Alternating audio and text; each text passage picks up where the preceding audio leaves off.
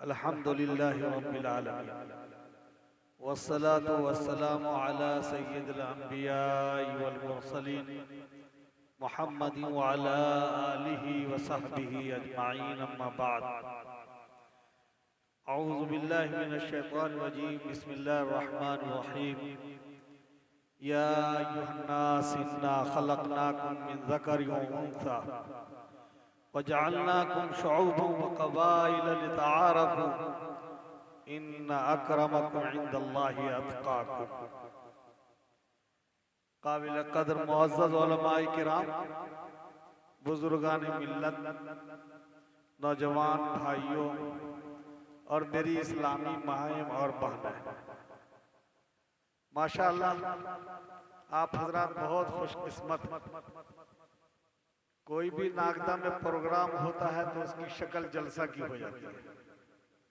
ये शादी का मौका था, लेकिन ये आपके नाज़िम जलसा जनाब हाफिज और कारी सनाउल्लाह साहब की दावत पे तमाम शोरा आ गए, उलमा तशरीफ ले आए और अल्लाह ताला ने आप हजरात को सैराब होने का मौका अता फरमाया। किल्लत और कसरत को नहीं देखा जाता है, बल्कि वजन बढ़ता है खुलूस। कुछ लोग भी अगर बैठ गए मोहब्बत के साथ, खुलूस के साथ, तो वो बावजन होते हैं और आवाज फैलती है जमीन के ऊपर। अल्लाह ताला पहुंचाते हैं बंदों की आवाज को, मुखलिसीन की आवाज को अल्लाह ताला खुद पहुंचाते हैं। तो ये मौका था शादी का। मालूम हुआ कि अल्हम्दुलिल्लाह दो भाइयों की शादी हुई और आज वलीमा की तकरीब थी और इसी मौका से ये प्रोग्राम मुनाकिद किया गया। इससे बेहतर बात क्या होती। मौका से जो बात होती है ना, दिल पर असर करती है। इसमें तो लोगों को खूब शौक से आना चाहिए कि शादी ब्याह के मौके से क्या हमारे लिए जरूरी बातें हैं वो उलमाए किराम सुनाएंगे। लेकिन अब तलब और शौक तो है नहीं। लोग अपने घरों में आराम से लेट जाते हैं और कभी अगर तौफीक हुई तो मोबाइल पे सुन लेते हैं और इसको काफी समझते हैं। यहाँ तक कि हम तो देखते हैं कि जुम्मा में भी खुतबा का इंतजार होता है। जब खुतबा शुरू होने वाला होता है तब लोग आते हैं, जबकि खुतबा से पहले इमाम की जुबान से अल्लाह ताला कुछ ऐसी बातें निकलवाते हैं जो हफ्ता भर के लिए काफी होगी। लेकिन लोग तलब लेके नहीं आते तो फिर बात असर कैसे करेगी। मैं इस मौके से बस दो तीन बातें अर्ज करता हूँ। अल्लाह ताला को मोहब्बत पसंद है और अल्लाह ताला खुद भी अपने बंदों से मोहब्बत करता है। जिस तरह अल्लाह ताला माफ करने को पसंद करता है, अपने बंदों से भी यही चाहता है कि अगर कोई बंदा गलती कर गया है तो उसे माफ करो। हम माफ करना पसंद करते हैं।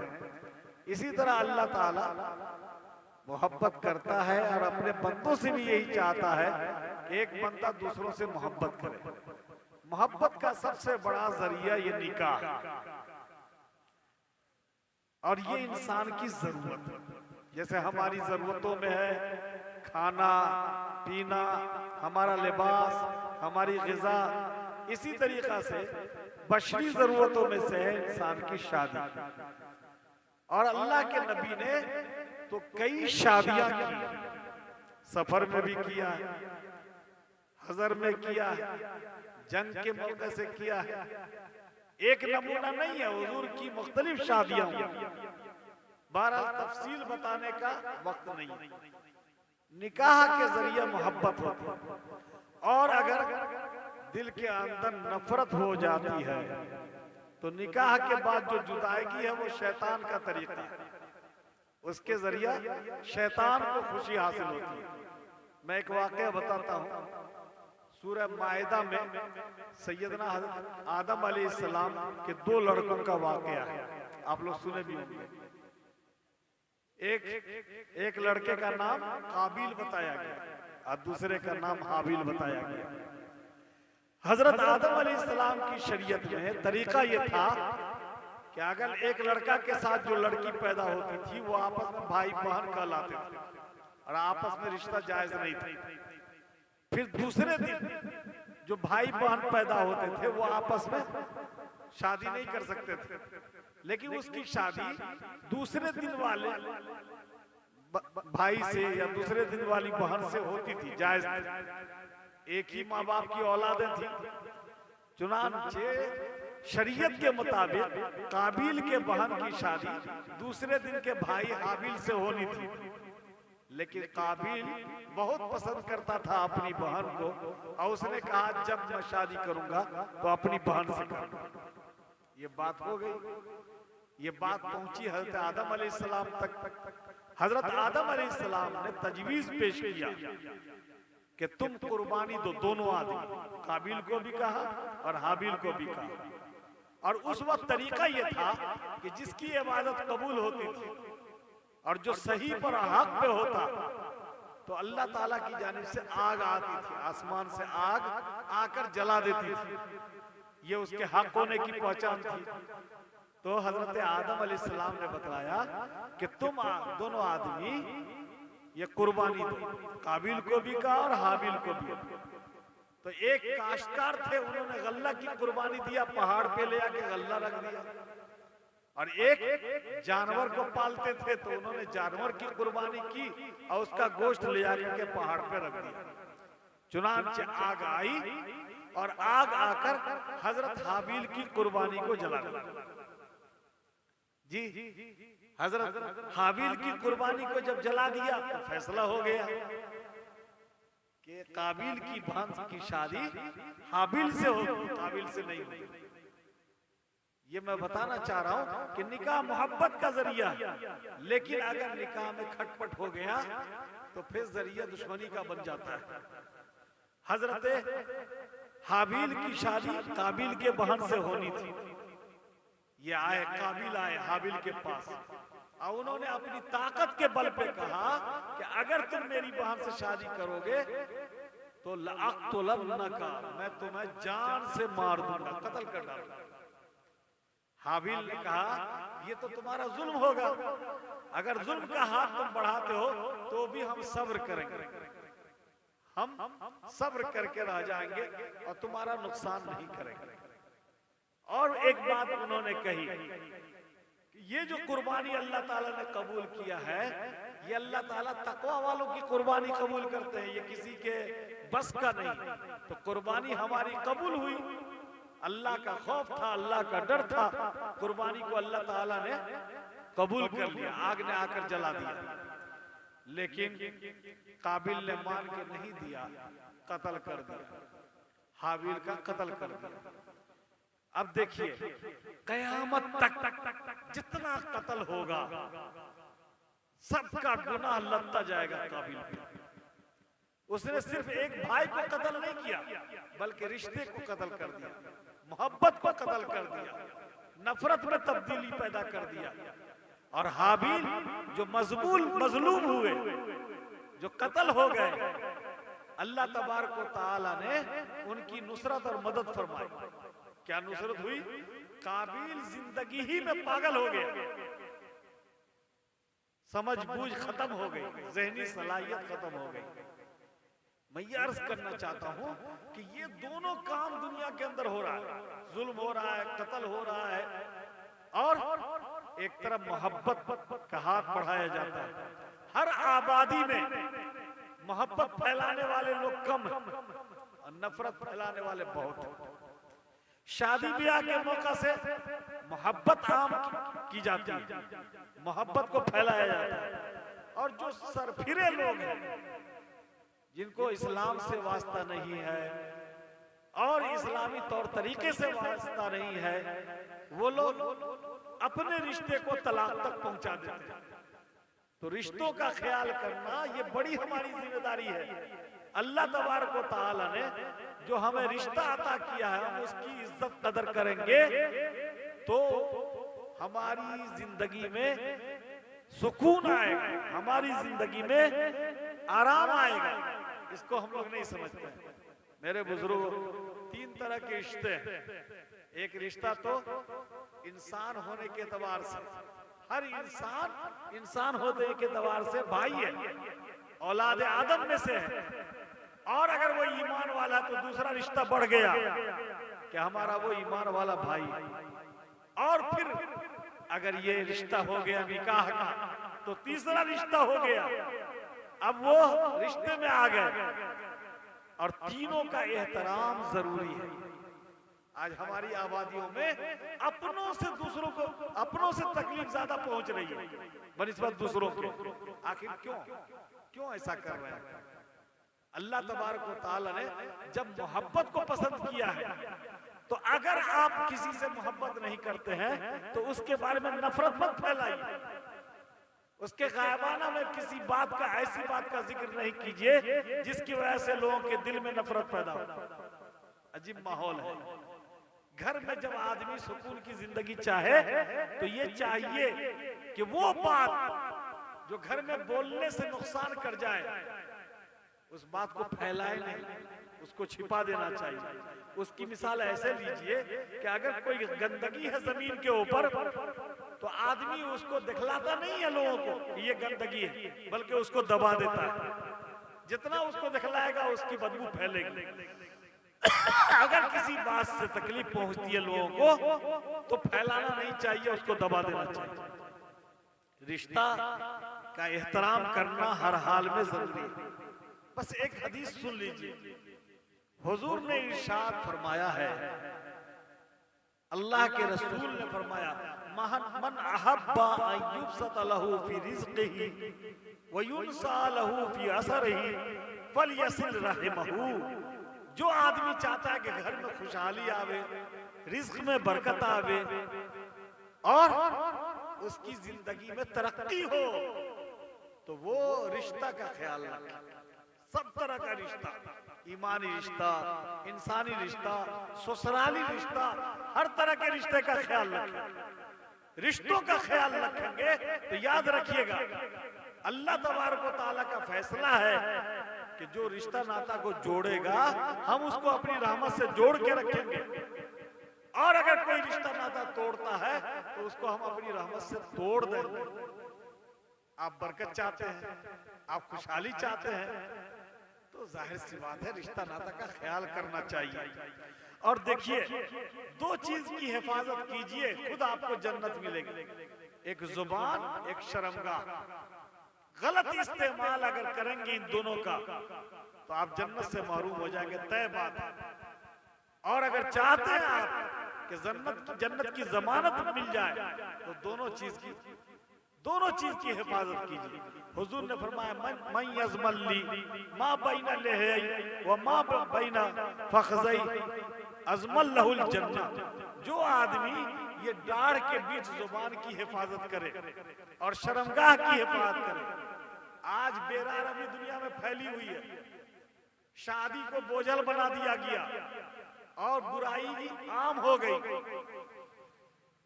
और ईमान वाले भी उसमें फंसते जा रहे हैं। ईमान वाले की जिंदगी तो अल्लाह रसूल की ताबेदारी में गुजरनी चाहिए। सिर्फ और सिर्फ निकाह के जरिए ये पाकीज़ा रिश्ता कायम होता है मियां बीवी का। और अगर निकाह नहीं हुआ है तो हरामकारी, बदकारी होगी और ये गुनाह कबीरा है, ये जहन्नम है।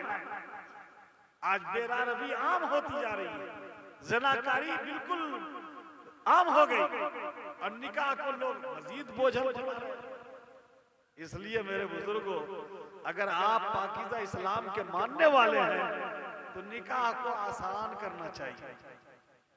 ये बेहतरीन तरीका है कि वलीमा कीजिए, लोगों को मदऊ कीजिए, अपनी खुशी का इजहार कीजिए कि हमने पाकीज़ा रास्ते को अपनाया है और पाकीज़ा रास्ते से हमने रिश्ता कायम किया है। इससे बढ़ के और कौन सी शक्ल होगी? इसको लोग अहमियत नहीं देते हैं। और बारात ले जाना और बारात से पहले भोज करना जो रस्म और रिवाज है, खालिस रस्म और रिवाज है, उसमें शिरकत बहुत शौक से होती है, हमारी भी आपकी भी। लेकिन जो चीज मसनून है, जो इबादत है, जिसमें सवाब मिलेगा, उसको अहमियत नहीं देते। अगर सुन्नतों को अहमियत देंगे तो खुद रसूमात से हमारी हिफाजत होगी, और अगर सुन्नतों को अहमियत नहीं देंगे तो रसूमात और बिदात में हम फंसते चले जाएंगे। बहरहाल मैं आपसे अर्ज करता हूं कि अल्लाह तबारक व तआला ने हमको और आपको अक्ल अता फरमाया, हमारी समझ आती है कि जो पाकीज़ा रास्ता है उस पर चल के अल्लाह ताला की खुशनुदी और रिजा हासिल हो, और जो नापाक रास्ता है उस पे चल के आदमी बदबूदार हो। तो रिश्ता का ख्याल रखें, तब जाकर के आपके आगोश में, आपके घर में जो बच्चे आएंगे वो नेक और साले होंगे, उनकी तरबियत आपके जिम्मे होगी, आपकी सोच अच्छी, आपस में रहन सहन अच्छा, तो फिर माशाअल्लाह रिश्ता मुनासिब होगा। एक बात और आखिर में कह देते हैं, अब बात खत्म हो जाएगी, कि देखिए जहेज का रिवाज है, हर जगह रिवाज है। जहेज का माना है तैयारी करना, ये तैयारी है दुल्हा दुल्हन की। हुजूर ने हजरत फातिमा को जो कुछ सामान दिया, चादर दिया, मशकीज़ा दिया, ये सब जो दिया, ये दुल्हा दुल्हन के जिंदगी गुजारने की तैयारी थी। जैसे तजहीज़ो तकफीन करते ना, मैयत की तैयारी को कहते तजहीज़, इसी तरीका से दुल्हा दुल्हन के लिए ये तैयारी है जहेज। अगर माँ बाप उसके लिए तख्त बना दें, उनके लिए रहने के लिए बिस्तर बना दें, उनको तकिया दे दें, तो ये अच्छी चीज है। लेकिन शादी को बोझल बना दिया जाए, इस तरह बोझल बना दिया जाए कि अब ये तैयारी नहीं बल्कि फजूलियात, खुराफात में हम और आप उलझ जाएं, तो जितना शादी मुश्किल होगा उतनी बुराई आम होगी दुनिया के अंदर। शादी को आसान कीजिए। खुद हुजूर ने फरमाया, इन्ना आज़मन निकाही बरकतन ऐसरुहु मऊना, वो निकाह बरकत के एतबार से बहुत बढ़ा हुआ है जिसका खर्च कम। बस दो गवाह के बीच में इजाब कबूल हो जाए, निकाह हो जाता है। अब कुछ सामान दे दिया ताकि दोनों खुशी का इजहार करें, दोनों की शादी हो गई। तो बहरहाल जो लोग ऐसा करते हैं वो बहुत सारी बरकत को पाते हैं, उनके घर में बरकतें आती हैं, रहमतें आती हैं। और जो लोग नकदी का लेन देन करते हैं तो याद रखिएगा बरकतों से वो महरूम होते हैं, वो गोया खुद से वो रहमतों को दूर करते हैं। अब तो रिवाज ऐसा चला हुआ कि कहते हैं लोग कि मौलाना साहब कौन बचता है, और सही बात है कि बचना जैसे लगता मुश्किल है, लेकिन ऐसे ही वक्त में न कहा है कि ईमान बचाने के लिए हाथ की हथेली पे अगर आग का अंगारा रखना पड़े तो भी ईमान बचाना हमारी जिम्मेदारी है। मुश्किल है लेकिन हम बचना चाहते हैं। अगर हमारी बच्ची का निकाह बगैर इसके नहीं होता, मजबूरी में हम देते हैं, तो बच्चा में तो बच सकते हैं, लड़का में तो बच सकते हैं कि हमको रहमत चाहिए, हमको बरकत चाहिए, अल्लाह के रसूल ने जिस बरकत का वादा किया वो चाहिए हमको, ये मांग ये हम इसको नहीं जानते। बहरहाल अल्लाह तबारक व तआला ने आप सबको तौफीक बख्शी। काफी रात हो चुकी है, आपने शोरा के कलाम को सुना, उलमा किराम के बयानात को सुना है, हमको दुआ के लिए हाजिर किया गया है। ये दोनों जो है, दोनों रिश्ते, दो भाइयों का जो रिश्ता हुआ, इनके लिए खैर बरकत की दुआ करनी है, दुल्हा दुल्हन के खैर बरकत के लिए, और अपने बाल बच्चों के लिए भी दुआ करनी है।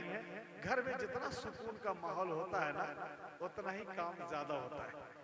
देखिएगा ऐसे घरों में लड़के पढ़ते लिखते हैं जिसमें झगड़ा झांटी कम होता है, और जिसमें झगड़ा झांटी ज्यादा होता है, गाली गलौज, उस घर के बच्चे नहीं पढ़ पाते। वो देखते हैं जो वैसे ही मिजाज बनता है। इसलिए अपने घर को झगड़ा से, लड़ाई से, गाली से, गुलूज से बचाइए। बाद लोग तो बुझते हैं कि गाली कोई चीजें नहीं है, ये तो तकिया कलाम है, उठते बैठते लोग बोलते रहते हैं। भैंस को एक लाठी मारे तो गाली, बीवी को मारा तो गाली, अब वो अजीब अजीब गाली है।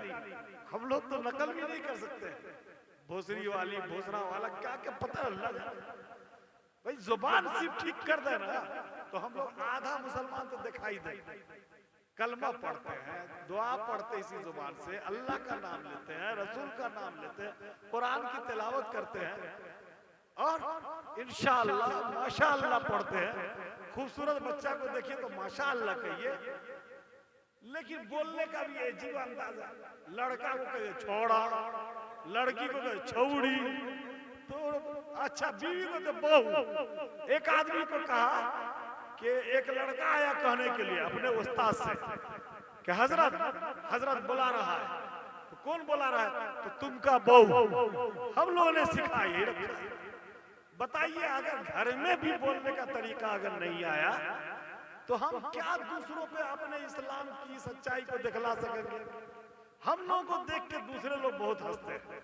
हम लोगों ने पूरी जुबान को बर्बाद कर रखा है। अच्छा पैखाना करेगा तो क्या गू है, इतना खराब लगता है। कोई चीज पर्दे की है तो पर्दा में बोलना चाहिए। भाई कहिए नहीं कि ये तहारत के लिए इसको ले जाना है, तो ये नहीं कहा जाता। अच्छा औरतें तो और नहीं समझती है, बहुत मुश्किल है। पैखाना धो के आएगी और उंगली ले जाएगी नाक पे, कहेगी आप तो हमारे हाथों बदबू करो है। अरे हाथ में पैखाना लगा ले तो उंगली बहुत बदबू कर रहा है कि पैखाना बदबू कर रहा है। इतना ही नहीं, इत्तेफाक से एक औरत बच्चा का पैखाना धो के आई और सब लोग चाँद देख रहे थे, तो वो उंगली नाक पे ले आके चाँद देख रही है। कहा बुबू चाँद तो बहुत अच्छा है, लेकिन इस बार का चाँद बदबू कर रहा है। अब बताइए उसके पास दिमाग है या क्या है?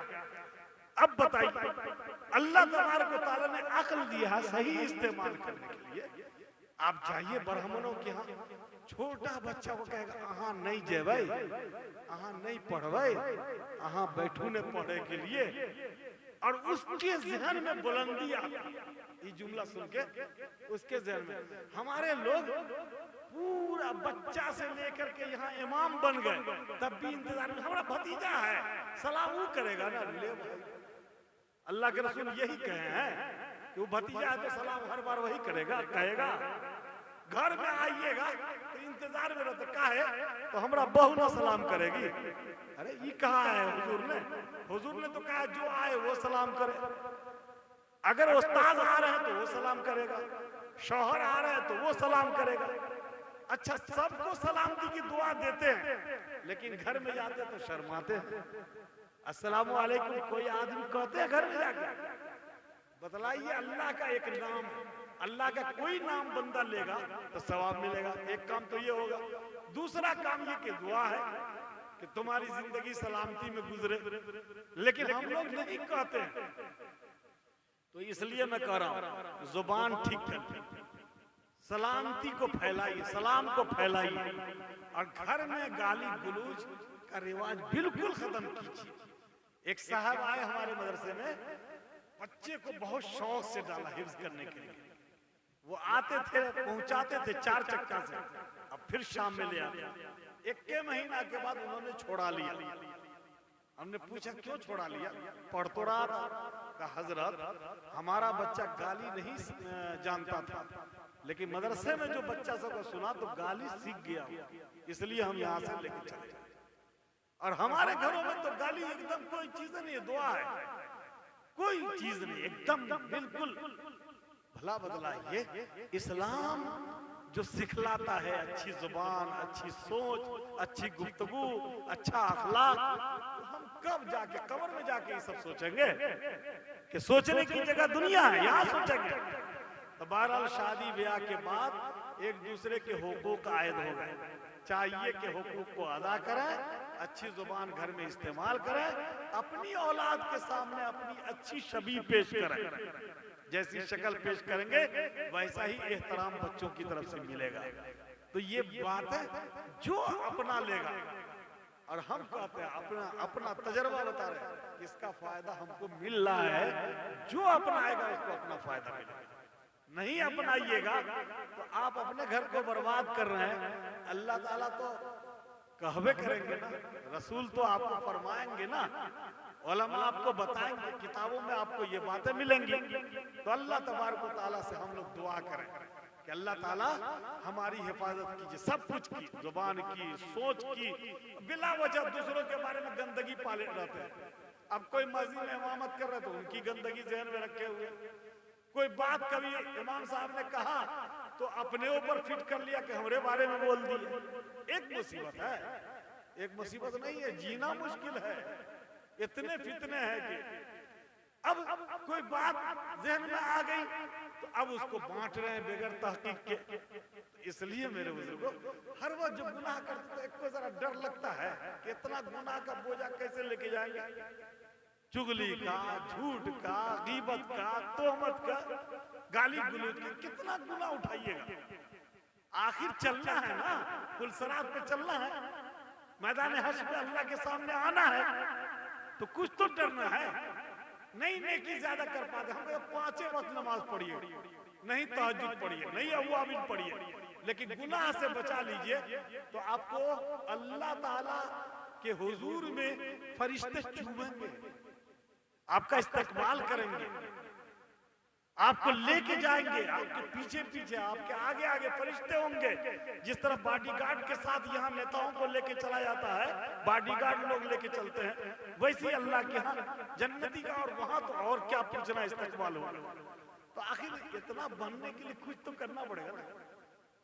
अरे अजीब बात है मेरे बुजुर्गों, बस इतना फैसला कर लीजिए कि हमको नफा बख्श बनने कहा गया है, दूसरों के लिए नुकसानदेह बनने नहीं कहा गया। हर आदमी ये सोचे, हर आदमी ये सोचे, तो इंशाअल्लाह कुछ न कुछ हमारी इस्लाह होगी, कुछ न कुछ इस्लाह। हम दे दिए मस्जिद में, भूल जाएं कि हमने मस्जिद में दिया, इसलिए कि दिया हमने कोई अपना लाके कि अल्लाह ताला ने हमारे जरिए दिलवाया, अल्लाह का दिया हुआ था, और उसका एहसान जतलाएंगे तो कहां नेकी बाकी रह जाएगी आपकी। बहरहाल नेकियों को ढूंढिए और बुराइयों से बचने की कोशिश कीजिए। अल्लाह ने कहा है, इंसानों हमने तुमको एक आदम और हव्वा से पैदा किया है और मुख्तलिफ कबीलों में बांट दिया। कबीला कोई चीज नहीं, पहचान के लिए। यहाँ ऐसा नहीं है कि कोई सैयद हो गया तो बहुत बड़ा हो गया, बल्कि उसका अमल उसको बड़ा बनाएगा। कोई जो है वो अगर दूसरी बिरादरी का है तो उसका अमल सैयद से भी आगे बढ़ा सकता है, बिल्कुल बढ़ा देगा, अमल बढ़ाएगा। इन्ना अक्रमकुम इंदल्लाहि अत्काकुम। लोग बैठे रह जाएंगे अपनी बिरादरी और जात लेकर, लेकिन जो अल्लाह का डर और खौफ पाल लेगा वो बहुत बड़ा बन जाएगा। अल्लाह तबारक व तआला से हम लोग दुआ करें कि अल्लाह ताला हम सबको अमल की तौफीक अता फरमाए। व आखिर दावाना अल्हम्दुलिल्लाहि रब्बिल आलमीन। दरूद शरीफ पढ़ लें। अल्लाहुम्मा सल्लि अला मुहम्मद व अला आलि मुहम्मद कमा सल्लैता अला इब्राहीम व अला आलि इब्राहीम इन्नका हमीदुम मजीद। अल्लाहुम्मा बारिक अला मुहम्मद व अला आलि मुहम्मद कमा बारकता अला इब्राहीम व अला आलि इब्राहीम इन्नका हमीदुम मजीद। या हय्यु या क़य्यूम बिरहमतिका नस्तगीथ। अल्लाहुम्मा अस्लिह लना शानना कुल्लह। अल्लाहुम्मा अइन्ना अला ज़िक्रिका व शुक्रिका व हुस्नि इबादतिक। ला इलाहा इल्लल्लाहुल अलीमुल करीम। सुब्हानल्लाहि रब्बिल अर्शिल अज़ीम वल्हम्दुलिल्लाहि रब्बिल आलमीन। नसअलुका मूजिबाति रहमतिक व अज़ाइम मग़फ़िरतिक वल गनीमत मिन कुल्लि बिर वस्सलामत मिन कुल्लि इस्म। ला तदअ लना ज़म्मन इल्ला गफ़रता वला हम्मन इल्ला फ़र्रजता वला मर्ज़न इल्ला शफ़ैता वला बलान इल्ला रददता वला अमरन इल्ला सहलता वला हाजतन लि मिन हवाइजिद दुनिया वल आखिरह हिय रिज़क़न लक इल्ला क़ज़ैतहा या अरहमर राहिमीन। अल्लाह बेशक हमारी सारी जरूरतों को आप पूरी करते हैं, लेकिन हर लम्हा है अल्लाह हम तेरे हुक्मों को तोड़ते हैं, फिर भी तूने माफ किया। अब तक इज्जत व आबरू के साथ रखा, ये तेरा फजल है, तेरा करम है। ए अल्लाह, अगर हम जिस तरह दूसरों के साथ करते हैं, दूसरों के गुनाह को, दूसरे की गलती को माफ करना नहीं चाहते हैं, अगर तू अपने बंदों के साथ करता तो हम बाकी नहीं रहते। कितने अजाब, कितनी आंधियां आ चुकी होती, लेकिन बेशुमार गलतियों को तू अपने बंदों की गलतियों को माफ करता है, हर लम्हा माफ करता है। हम सबको भी माफ करने वाला बना। हम सब ख्वाहिशमंद हैं हमारे वयूब छूट जाएं, हमारे गुनाह माफ हो जाए। थोड़ी छूट मिलती है आपकी जानिब से, बंदा लेकिन बदल जाता है और जुल्म पर जुल्म करने लगता है। ऐ अल्लाह जालिमों में से ना बना, ऐ अल्लाह सब्र करने वालों में से बना। ऐ अल्लाह जो बेबस है उनको तू सहारा अता फरमा। ऐ अल्लाह जो बीमार है उन्हें तू शिफा अता फरमा। और ऐ अल्लाह जिन्होंने रिश्ता किया है, खासकर वो दो जवान जिनकी शादियां हुई है, ऐ अल्लाह उनको जिंदगी में खुशियां अता फरमा। ऐ अल्लाह दोनों दुल्हा और दुल्हन के आपस में मोहब्बत नसीब फरमा। ऐ अल्लाह नेक समरात नेक औलादे अता फरमा। उलमा के आने को कबूल कर। ऐ अल्लाह सलाह के आने को कबूल फरमा। ऐ अल्लाह दिल की वसअत के साथ इन्होंने बहुत बड़ा प्रोग्राम किया। ऐ अल्लाह इनकी इस वसअत को कबूल फरमा, अपने खजाने गैब से खूब अता फरमा। ऐ अल्लाह हम सबको ऐ अल्लाह मोहब्बत बांटने वाला बना। ऐ अल्लाह नफरत से आपस की, ऐ अल्लाह आपस के शिकाक से इख्तलाफ से हम सब की हिफाजत फरमा। ऐ अल्लाह हमारी औलादों को नेक बना, राह रास्त पर चलने वाली बना, बुजुर्गों के तरीके को अपनाने वाली बना। हमारी बहनों को अल्लाह इस्लामी बहन बना। ऐ अल्लाह उन्हें शुक्र वाली जुबान अता फरमा। ऐ अल्लाह हम सबको नाशुक्री से बचा और एक दूसरे की कदर करने वाला हम सबको बना। ऐ अल्लाह बड़ों की कदर करने वाला, छोटों पे शफकत करने वाला हम सबको बना। ऐ अल्लाह घर में एक दूसरे का एहतराम हम सब के अंदर अता फरमा। ऐ अल्लाह ये आबादी के जितने ईमान वाले हैं सब के बीच आपस में इत्तेहाद पैदा फरमा। ऐ अल्लाह दिलों को करीब फरमा दे, दिलों की दूरी को दूर फरमा दे। हम सबको मस्जिद आबाद करने वाला बना। ऐ अल्लाह ये इज्तिमाइयत की जगह है, मस्जिद के अंदर ऐ अल्लाह मोहब्बत आम होती है, इस्लाम का पैगाम जाता है। हम सब ऐ अल्लाह मस्जिद से रिश्ते को मजबूत करने वाले बन जाएं। ऐ अल्लाह हमें वो जज्बा अता फरमा। ऐ अल्लाह साहिब खाना ने और भी जो नेक ख्वाहिशों के साथ इस प्रोग्राम को मुनक्किद किया, उनकी तमाम नेक ख्वाहिशों को अल्लाह गैब से पूरी फरमा। हम में से जिनके पास भी औलादे हों, ऐ अल्लाह उनकी शादी उनके निकाह को आसान फरमा। अल्लाहुम्मा इन्ना नसअलुका मिन खैरि मा सअलका मिन नबियुका व अब्दुका मुहम्मदुन सल्लल्लाहु अलैहि वसल्लम व नऊज़ु बिका मिन शर्रि मा इस्तआज़का मिन नबियुका व अब्दुका मुहम्मदुन सल्लल्लाहु अलैहि वसल्लम व अंतल मुस्तआन व अलैकल बलाग व ला हौला व ला कुव्वता इल्ला बिल्लाहिल अलिय्यिल अज़ीम सल्लल्लाहु तआला अला खैरि खल्क़िही मुहम्मद व अला आलिहि व सहबिहि अजमईन। सुब्हान रब्बिका रब्बिल इज़्ज़ति अम्मा यसिफून व सलामुन अलल मुरसलीन वल्हम्दुलिल्लाहि।